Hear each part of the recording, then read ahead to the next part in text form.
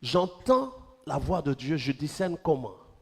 Parce que Jésus a révélé le Père selon ce qu'il a eu à dire, mais il n'a pas révélé tout du Père.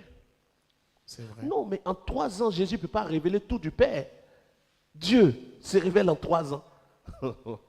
Non. Mais le Saint-Esprit va nous révéler le Père pendant que le Saint-Esprit habite en nous.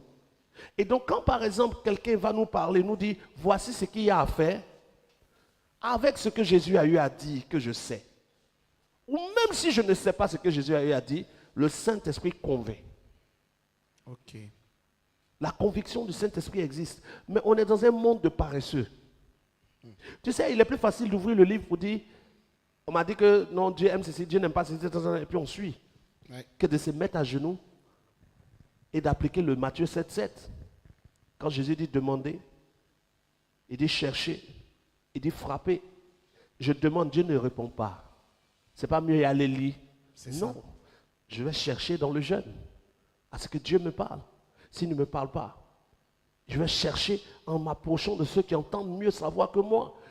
Il y a un processus. Il dit, vous me chercherez et vous me trouverez si vous lisez de tout votre temps. Non. Mais si c'était juste la lecture, pourquoi il peut dire, vous me chercherez et vous me trouverez si vous me cherchez de tout votre cœur? On lit, c'est facile? Non. Chercher Dieu est dur. Et le monde est paresseux. Voilà pourquoi le mauvais évangile est dans la vie de plein de gens. Tout le monde veut pouvoir se lever et aller où il veut sans que Dieu ne lui ait dit quelque chose. Parce que écouter Dieu est difficile. Il faut prendre du temps. Il faut chercher sa face. Il faut qu'il se révèle à toi. Et comme les gens ne veulent plus chercher Dieu, on a trouvé un petit bouquin. On appelait ça la Bible. On dépose. On ne lit pas. Quelqu'un le dimanche va nous dire des choses dessus. Tout ce qu'il dit, c'est un raccourci pour nous. Au moins, on a pris 2 heures un dimanche pour écouter.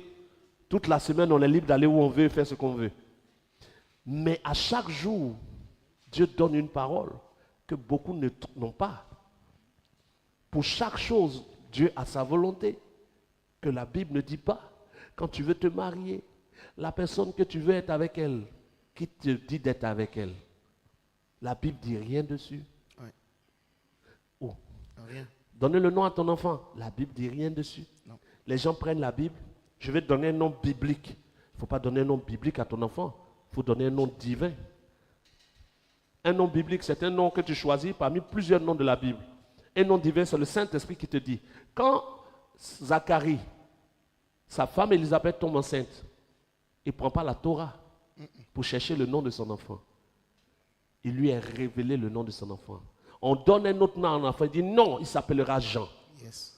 Quand Marie tombe enceinte, qu'elle met au monde son enfant, Gabriel dit tu lui donneras le nom de Jésus. Le nom est choisi par Dieu, pas par la Bible, pas par un livre où on cherche plusieurs noms et puis on regarde ce qui est joli dedans pour donner. Plein d'enfants aujourd'hui ont des noms qu'on leur a donnés sans avoir écouté la voix de Dieu.